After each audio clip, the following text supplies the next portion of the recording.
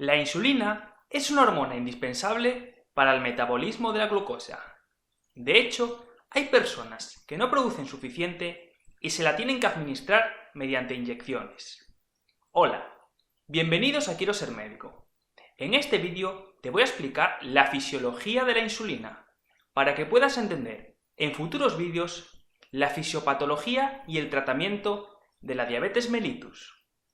Te animo a que veas entero el vídeo para que puedas responder unas preguntas tipo test que te dejo al final.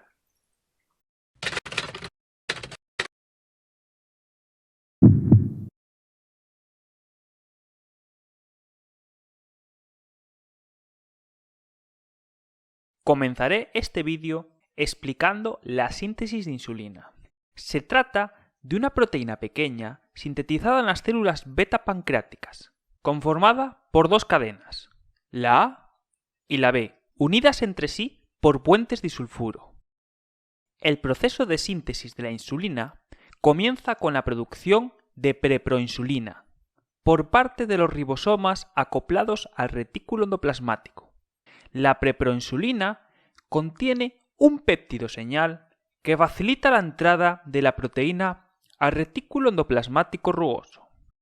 Cuando dicho péptido señal se elimina en el retículo endoplasmático rugoso, pasaremos a hablar de proinsulina. Esta molécula contiene cadenas A, B y C, como se muestra en la imagen. En el aparato de Golgi, la mayoría se transforma en insulina, quedando libre el péptido C. El péptido C no tiene ninguna función conocida, pero se libera en cantidades equimolares a la insulina. La insulina y el péptido C se empaquetan en gránulos secretores esperando la señal para ser liberados. Para evaluar la secreción de insulina se medirá el péptido C en sangre, ya que la insulina tiene una vida media de pocos minutos y el péptido C permanece más tiempo sin degradarse. El principal factor que influye en la liberación de insulina es la glucemia. Por ello, es el que te explicaré con más detalle. Las células beta pancreáticas poseen un gran número de transportadores de glucosa no dependientes de insulina, GLUT2, de tal modo que entrará más o menos glucosa en función de la mayor o menor concentración de la misma en sangre. Una vez dentro de la célula, la glucoquinasa pancreática la fosforila dando glucosa 6-fosfato, para posteriormente obtener ATP. La glucoquinasa pancreática, a diferencia de la exoquinasa, una enzima que cataliza la misma reacción pero en otras células, incrementa su actividad 5 o 6 veces a partir de 100 mg decilitro de glucosa en sangre. Por debajo de este valor, casi no tiene actividad. Así pues, cuando se incrementa su actividad, se obtiene mucha glucosa 6-fosfato, lo que se traduce en un incremento de ATP. Este es el motivo por el cual se libera mucha insulina por encima de 100 mg decilitro de glucemia, pero no por debajo de ese valor, pues la glucoquinasa pancreática casi no está actuando. El ATP inhibe canales de potasio sensibles a ATP, evitando que este ion salga de la célula. Como resultado, la célula se despolariza y con la despolarización se abren canales de calcio voltaje dependientes, entrando calcio en la célula. Como ocurre en casi todas las células de nuestro organismo, la entrada de calcio provoca la exocitosis de vesículas, en este caso de las que contienen insulina. Existen numerosos factores que aumentan o disminuyen la liberación de insulina. Te los dejo en la siguiente tabla. El aumento de la liberación de insulina se produce progresivamente a partir de 100 mg decilitro de glucosa en sangre, por el motivo que se explicó anteriormente. Cuando aumenta la glucemia, se producirá liberación de insulina en dos pasos. En un principio, se da un pico de liberación de insulina preformada, es decir, la que estaba acumulada en los gránulos de secreción. A los 15 minutos aproximadamente se liberará aún más insulina preformada y además insulina que se está sintetizando en ese momento. Los aminoácidos que más estimulan la liberación de insulina son la arginina y la lisina, aunque la secreción de insulina en presencia de aminoácidos solo ocurrirá si ya existe una hiperglucemia. Por lo tanto, en un estado de hipoglucemia no se liberará insulina aunque haya aminoácidos en sangre. Esto es algo positivo, ya que agravaría la hipoglucemia, pudiendo llegar a provocar un estado de coma e incluso la muerte.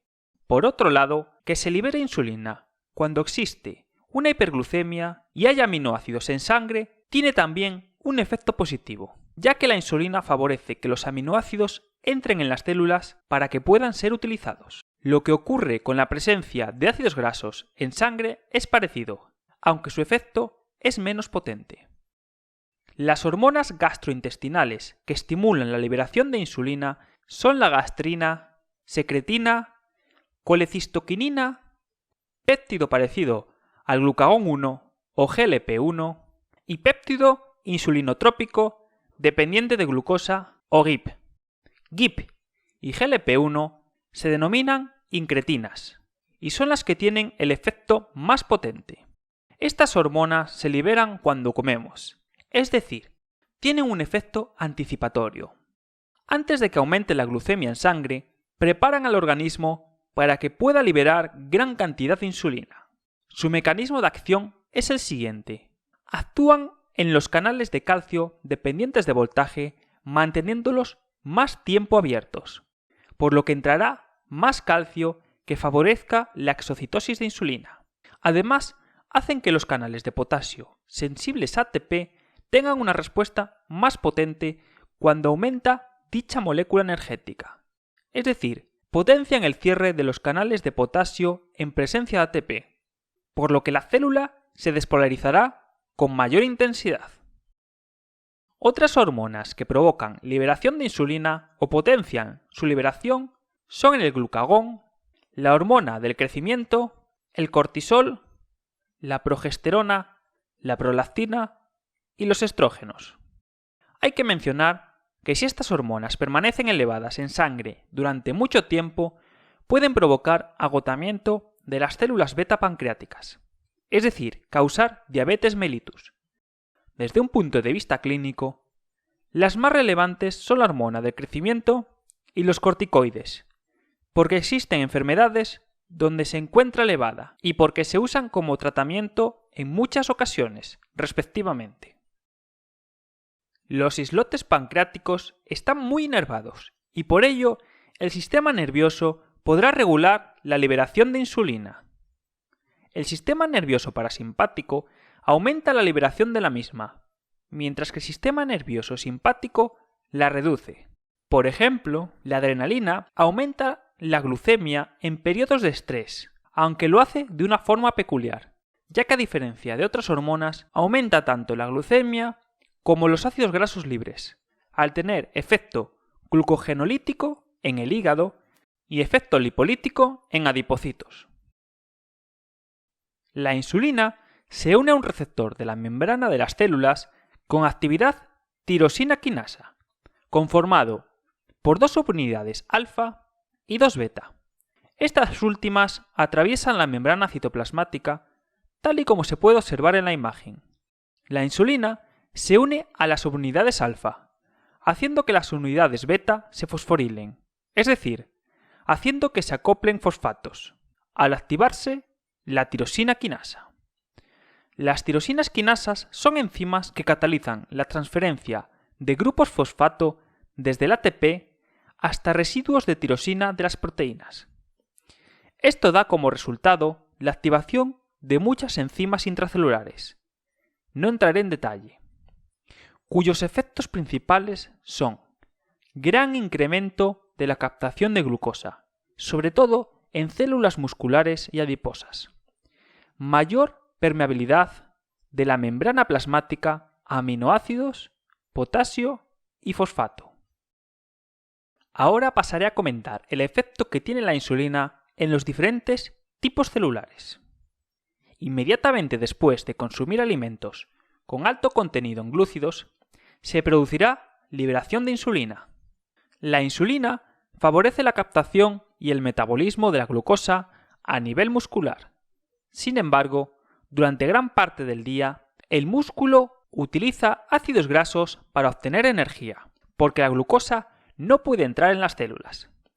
Existen 3 situaciones en las que la absorción de glucosa aumenta en este tejido, independientemente de la presencia o no de insulina: el ejercicio, las horas posteriores a las comidas y la hipoxia. Los GLUT4 son un tipo de proteína transportadora de glucosa que se encuentra en las células sensibles a la insulina, tales como el músculo esquelético cardíaco y los adipocitos. Este transportador se encuentra almacenado en vesículas y bajo el estímulo de la insulina se posiciona en la membrana plasmática para que permita la entrada de glucosa a las células. Como ya he dicho, en el músculo esquelético hay 3 situaciones en las que aumenta la entrada de glucosa: el aumento de glucemia postprandial, el ejercicio y la hipoxia.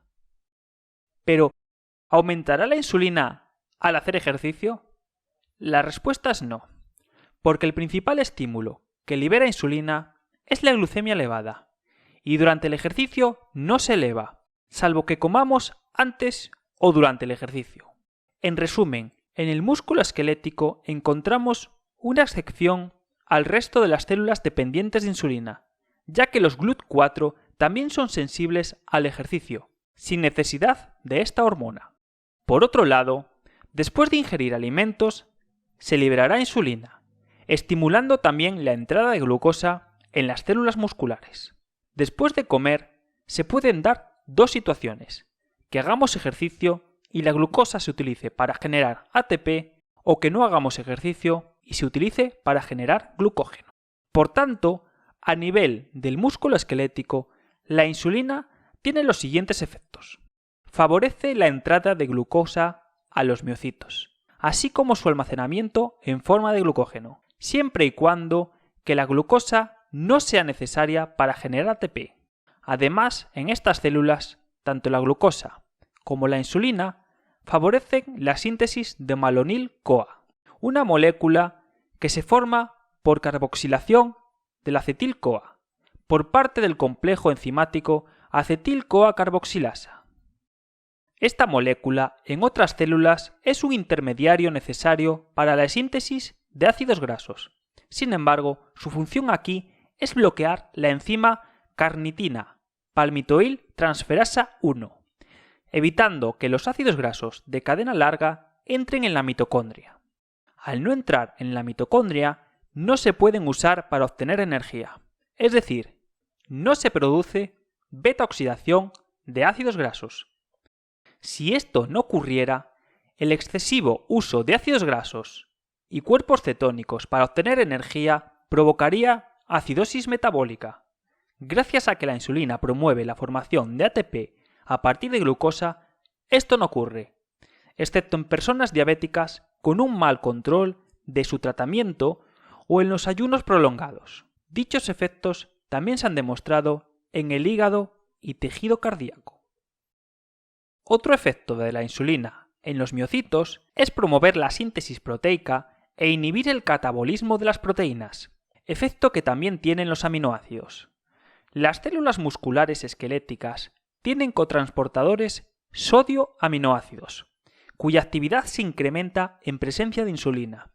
Es decir, cuando se libera insulina, entran más aminoácidos a las células musculares. Los aminoácidos son utilizados para la formación de proteínas. En un paciente diabético mal controlado, veremos que se degradan las proteínas del músculo, apareciendo astenia, debilidad y adelgazamiento. Esto es debido a que por falta de insulina no se inhibe el catabolismo proteico y además entran menos aminoácidos a las células, por lo que las proteínas se degradan. Los aminoácidos obtenidos en esta degradación se utilizarán en el hígado para obtener más glucosa. Ahora pasaré a explicarte los efectos de la insulina en el hígado. Una de las funciones más importantes de la insulina en el hígado es promover que la glucosa se transforme en glucógeno. De este modo, en los periodos entre comidas, dispondremos de reservas energéticas. Para ello, la insulina actúa en varios puntos que comentaré a continuación. Inactiva la fosforilasa hepática, la principal enzima que degrada glucógeno. Aumenta la captación de glucosa por parte del hepatocito al incrementar la actividad de la enzima glucoquinasa. Esta es una enzima con una función parecida a la exoquinasa representada en la imagen. La glucosa 6-fosfato obtenida no puede atravesar la membrana plasmática hacia el exterior, por lo que se favorece su permanencia dentro de las células y que se pueda almacenar o usar para obtener energía. Estimula a la glucógeno sintasa, enzima encargada de formar glucógeno. De este modo se pueden almacenar hasta 100 gramos de glucógeno. Te recomiendo que le eches un vistazo a esta imagen donde te describo las principales rutas que puede seguir una molécula de glucosa. Cuando los niveles de glucosa sanguínea descienden, el páncreas deja de secretar insulina y se reduce la entrada de glucosa en los hepatocitos. Se activa la glucógeno fosforilasa que degrada el glucógeno para obtener glucosa y se activa la glucosa fosfatasa que elimina el grupo fosfato de la glucosa para permitir que salga del hepatocito a la sangre. Otra situación que puede darse es que se hayan almacenado los 100 gramos de glucógeno, pero que aún quede glucosa disponible. En ese caso, la insulina favorecerá la conversión de la glucosa en ácidos grasos. Los ácidos grasos se empaquetan como triglicéridos dentro de las lipoproteínas de muy baja densidad y serán transportados hacia los adipocitos donde se depositarán de nuevo como triglicéridos.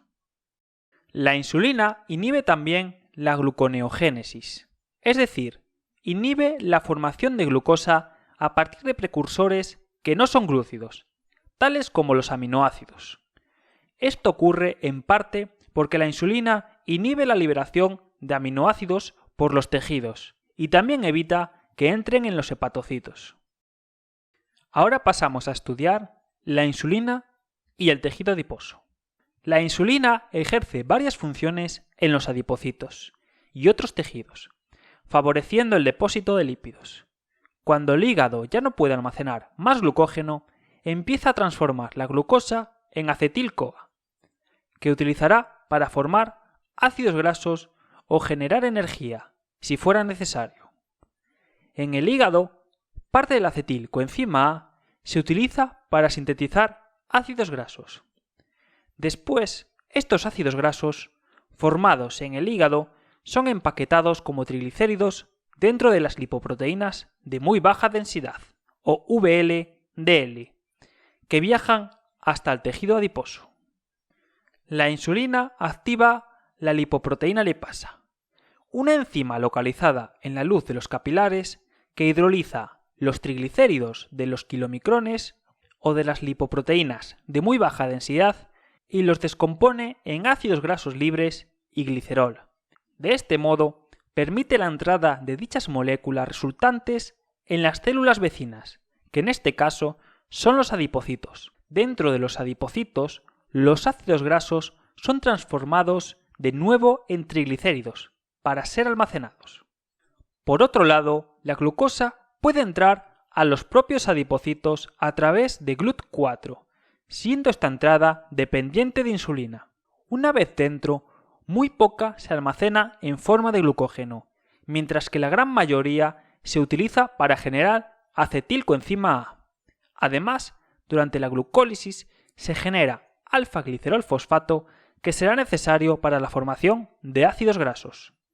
El acetil-CoA se transforma en malonil-CoA, gracias al complejo enzimático acetilcoenzima A carboxilasa.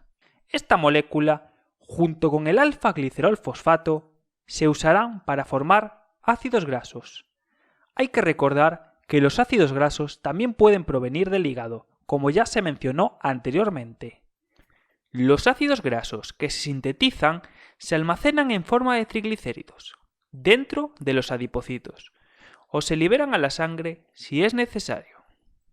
Además, la insulina inhibe la acción de la lipasa sensible a hormonas, HSL, la cual se encuentra normalmente en el citoplasma de los adipocitos. Ante un estímulo lipolítico provocado, por ejemplo, por estimulación beta-adrenérgica o por el glucagón, la lipasa sensible a hormonas se fosforila y se posiciona en las gotas lipídicas para ejercer su función hidrolítica, es decir, convierte el diacilglicerol en monoacilglicerol.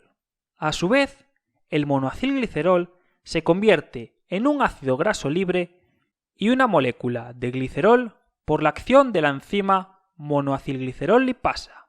Este ácido graso libre obtenido podrá usarse para obtener energía o viajará por la sangre hacia donde sea necesario.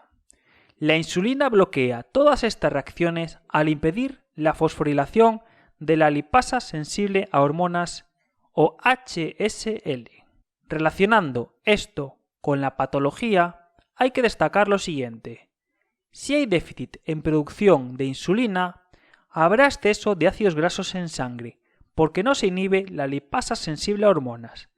El exceso de ácidos grasos en sangre y la falta de insulina favorece que estos se transformen en fosfolípidos y colesterol en el hígado. Estos, junto a los triglicéridos formados también en el hígado, se liberan a la sangre con las lipoproteínas. Esto es algo importante porque acelera la aterosclerosis, es decir, el depósito de lípidos en las arterias. Además, como no hay insulina, las células no pueden utilizar glucosa para obtener energía, por lo que se utilizará ácido acetoacético, que se forma en el hígado. El problema es que el hígado produce más cantidad de ácido acetoacético que el usado por las células del organismo, provocando así acidosis metabólica por acumulación de cuerpos cetónicos, algo conocido como cetosis. Es una de las complicaciones graves de la diabetes mellitus.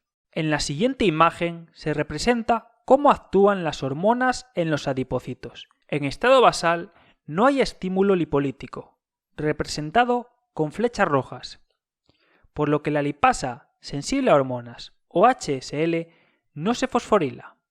Hay que destacar que incluso en estado basal, la lipasa adipocítica de triglicéridos o ATGL mantiene cierta función. Cuando el adipocito es estimulado, por ejemplo, mediante estímulo beta-adrenérgico, la lipasa sensible a hormonas se fosforila. También se fosforila la perilipina, lo que permite que CGI58 potencie la acción de ATGL. Gracias a esto, los triglicéridos sufren hidrólisis hasta monoacilglicéridos y ácidos grasos. Los ácidos grasos liberados a través de este proceso pueden seguir varias rutas, ser reesterificados nuevamente, ser usados para obtener energía mediante beta-oxidación, ser usados en las membranas celulares, servir como cofactores para la señalización celular o viajar a otras células. Todo esto no ocurre en presencia de insulina, pues evita la fosforilación de HSL y favorece que los ácidos grasos se almacenen en forma de triglicéridos. Ahora pasamos a ver qué provoca la insulina en el encéfalo. Las neuronas pueden utilizar la glucosa en ausencia de insulina. Esto es un aspecto positivo, ya que solamente pueden utilizar este sustrato para obtener la energía necesaria para mantenerse vivas. Bien es cierto que también pueden utilizar ácidos grasos en forma de cuerpos cetónicos, pero de una forma muy poco eficiente. Si la glucemia baja de 50 mg/dl, aparecerá shock hipoglucémico, que si no se trata rápidamente puede llegar a causar la muerte. Por último, y antes de hacer un breve resumen, te explicaré qué efectos tiene la insulina en otras moléculas. La insulina facilita la síntesis y el depósito de proteínas. El mecanismo por el que se produce no es muy conocido, aunque se sabe con certeza que la insulina estimula el transporte de algunos aminoácidos al interior de las células y la síntesis de nuevas proteínas. También inhibe el catabolismo de las proteínas en todas las células y la gluconeogénesis en el hígado. Por el contrario, un déficit de insulina provoca que casi no se sinteticen proteínas. Por tanto, se produce un incremento de aminoácidos en sangre que serán utilizados como fuente de energía o para la síntesis de glucosa. Como no se forman proteínas, pero sí se degradan, hay pérdida de masa muscular. Esto es otra de las complicaciones graves de la diabetes mellitus mal controlada, que se manifiesta con debilidad extrema. La insulina es necesaria para la síntesis de proteínas, por lo que influye en el crecimiento. Los experimentos han demostrado que en ratas sin hipófisis ni páncreas, la administración de hormona del crecimiento o insulina estimulan poco el crecimiento. Sin embargo, cuando se administran las dos a la vez, la rata crece. Es decir, parece que las hormonas actúan de forma sinérgica, ya que la presencia de ambas en sangre estimula sus acciones sobre el crecimiento. Para finalizar el vídeo voy a hacer un pequeño resumen del tema y después os haré unas preguntas que podéis contestar en los comentarios. De este modo nos forzamos a intentar recordar y se afianza más lo aprendido. Comienzo con el resumen. La insulina es una pequeña proteína que se sintetiza en las células beta pancreáticas y que se secreta mayormente cuando la glucemia es superior a 100 mg de cilitro. Como se muestra en la imagen, existen otras moléculas que estimulan o inhiben la secreción de insulina. Esta hormona se une a receptores con actividad tirosina quinasa compuestos por dos subunidades, alfa y 2 beta, provocando multitud de respuestas celulares. En el músculo esquelético, estos adquieren gran importancia porque la glucosa no puede entrar en la célula en ausencia de insulina, ejercicio físico o hipoxia. Al igual que en el músculo esquelético, la insulina favorece la síntesis de glucógeno en el hígado. Por otro lado, en el tejido adiposo favorece la lipogénesis, es decir, la síntesis de ácidos grasos para posteriormente almacenarlos. En cuanto a las neuronas, pueden utilizar glucosa en ausencia de insulina. Es muy importante conocer la fisiología de la insulina para comprender la fisiopatología de la diabetes, que estudiaremos en futuros vídeos. Para acabar y reforzar lo aprendido, voy a proponer unas preguntas que podéis contestar en los comentarios. Os animo a participar porque aunque falléis no pasa nada. De los errores aprendemos todos. Primera pregunta. La molécula de insulina está formada por A. Una cadena A y una cadena B unidas por enlaces disulfuro. B. Una cadena A y una cadena C unidas por enlaces disulfuro. C. Una cadena B y una cadena C unidas por enlaces disulfuro. D. Por una cadena A, otra B y otra C. Segunda pregunta. En las células beta pancreáticas, un aumento de la glucemia mayor a 100 mg de cilitro hace que aumente mucho el ATP y provocará: opción A, que los canales de potasio sensibles ATP se abran. Opción B, que los canales de calcio dependientes de voltaje se cierren. Opción C, no ocurre ninguna respuesta. Opción D, que los canales de potasio sensibles ATP se cierren. Tercera pregunta. ¿Cuál de las moléculas siguientes aumenta la liberación de insulina? Opción A, somatostatina. B, glucosa elevada en sangre. C, glucosa baja en sangre. D, leptina. Cuarta pregunta.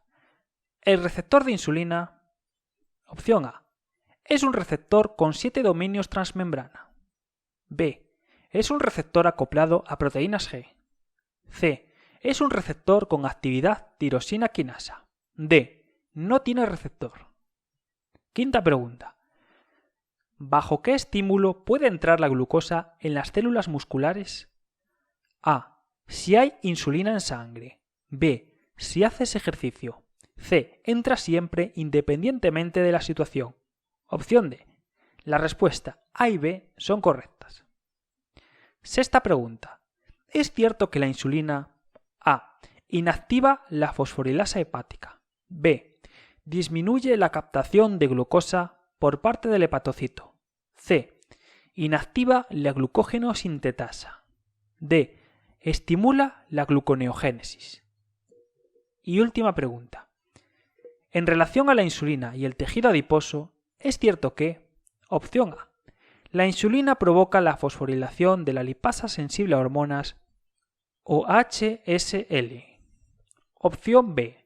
La insulina provoca la fosforilación de CGI58. Opción C.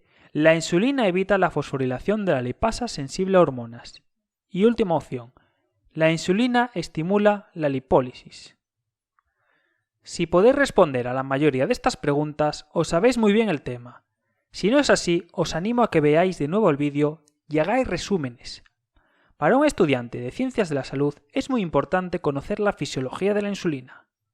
Aunque no seáis estudiantes, si eres curioso, tampoco está mal que la conozcas, pues el saber no ocupa lugar.